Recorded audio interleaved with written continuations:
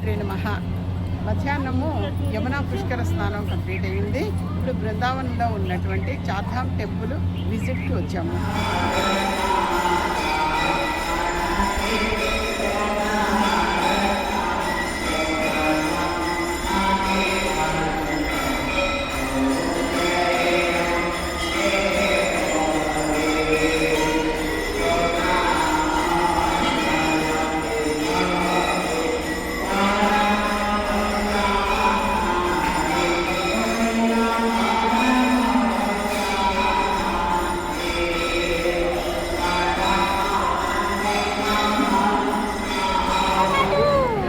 వైష్ణోదేవి దర్శనం అయ్యింది.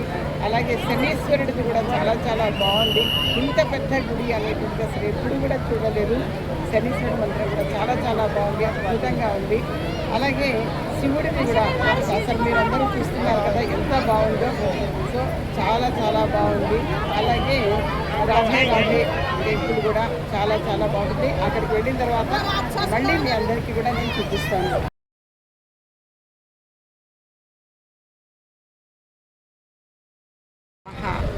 మన అంబాజీ శక్తిపీఠకి రావడం జరిగింది. ఇది హార్ట్ పడినటువంటి ప్రదేశము.